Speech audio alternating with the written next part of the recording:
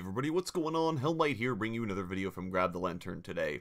Today I wanted to talk about Urgot, as he is kind of the talk of the town, so to speak, as it were. Now, Riot, he came into prevalence in the meta actually fairly recently. He was in the meta probably about a month ago, and it wasn't until just now Riot elected to not nerf him for Worlds, and he is so far 100% pick ban at Worlds. Now, obviously, it's only been 1 day, so we don't have the full picture yet, but so far, every single team that has had the option to pick Urgot has picked Urgot, so that does kind of say something about his, at least perceived, level of balance. So, the biggest question I have is basically, does Urgot need nerfs? Is this champion way too strong? Does he need to be brought down a peg? Is this just a case of him being very preferential in at Worlds in the professional meta? Or is he just perceived as being too strong for a couple of different reasons? In today's video, I kind of wanted to talk about that a little bit, as well as give options for how to defeat Urgot. So first up, is he broken? My initial thought is probably, possibly, but I don't really think so, because the biggest thing for me about Urgot is that he is the kind of champion that goes out and dominates a lane, but doesn't do very much unless he does dominate the lane. Sort of like Renekton. Now, I think he's a little bit better than Renekton, for sure, but I think he exists in the same kind of area. Because first and foremost, Urgot's utility is very low. He does have the flip on his E, which is a very short-range dash. He has the execute to kind of help follow up on his team's damage, so he can guarantee a frag if he's able to get that off. But generally speaking, he doesn't have the same level of CC as a tank. He doesn't have the same level of utility as a tank. For the most part, he's going to be trying to go out and deal damage. And Urgot, if he did not snowball, doesn't really have that much damage and can be pretty forgettable, because other than his ability to kind of get the flip off and start shotgunning and maybe get the cleaver proc, he doesn't really have that much going for him. So I don't know that I believe that Urgot is that much of a bear if he's behind. Especially because Urgot in general doesn't survive fights very easily and doesn't really have reliable initiation. His best way of doing it is to run at you with a Righteous Glory, which he can't do initially in the game. And so it's hard for Urgot to actually set up fights, which is generally what teams want their top laners for, especially given that the jungle meta has shifted a lot more towards sort of aggressive playmaking junglers in the early game that build damage, like Gragas and Kha'Zix even.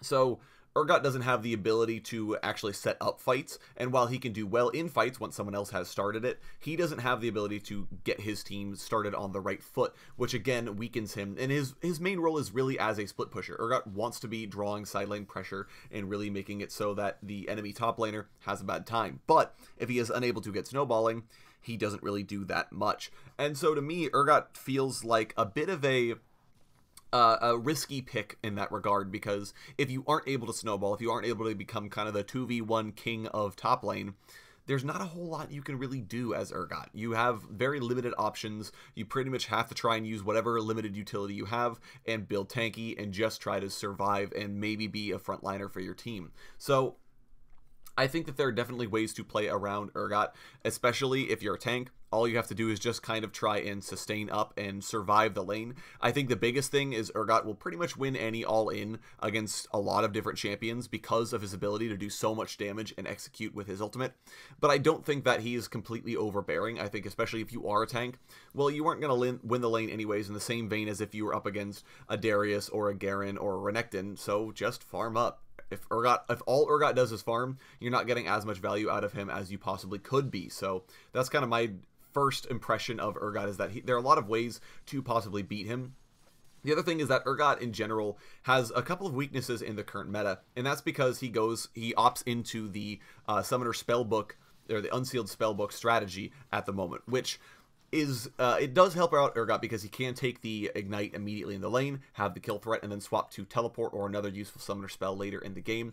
But the biggest disadvantage it gives him is that his trading is significantly weaker than if he went with, like, Press the Attack, for example. He doesn't have the insane Comet Harass that he used to anymore, because he's not going Comet builds anymore.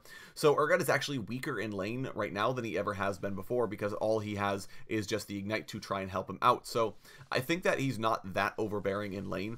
And the biggest thing is, as long as you can avoid getting shotgunned, that's a lot of Urgot's damage. The constant hits from the W really don't do that much damage if you even have a bit of armor or if you're a more tanky champion. And so as long as he's not getting shotguns, if you can stay, you'll get hit by one at least, but if you can stay within that kind of cone and not let him get the other shotguns off, you'll do quite well for yourself, and you can trade back pretty successfully into him. You might not be able to get that much damage, but you won't have to worry so much about Urgot instantly chunking you out and making you guaranteed lose the trade. The other thing is Urgot will play super aggressively. He knows he's going to try and dominate the lane. That's sort of his thing. And that means Urgot will likely push out almost all the time, which means that he will be a pretty easy gank for your jungler, or if you are able to get the upper hand, he has a long way to run and only a very short range dash to get him out.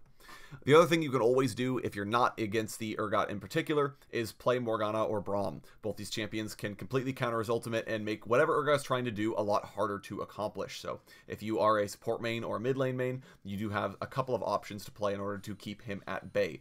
So in general, I think that Urgot is in a decent spot. I think he is fairly strong. I'm not going to lie. I'm not going to say, wow, the pros are completely wrong for playing Urgot in every single game. But I think that there is sufficient counterplay to him that I'm not particularly worried about him. I don't think that Urgot is the kind of champion where he definitely needs to be nerfed. He should be, 100% pick ban. I think that as Worlds goes on, teams will find ways to deal with Urgot and to counter him and eventually get into a better state where he's not quite as powerful. But we'll have to watch and see. I might be totally wrong and Urgot is completely broken and every team at Worlds is going to 100% pick ban and he has to get nerfed. But we will see. My initial impressions are that he's not that bad, but let me know what you guys think of him down in the comment section below. Would love to hear your thoughts. If you think he's completely overbearing, he must be too strong because he's constantly played at Worlds, let me know that in the comment section.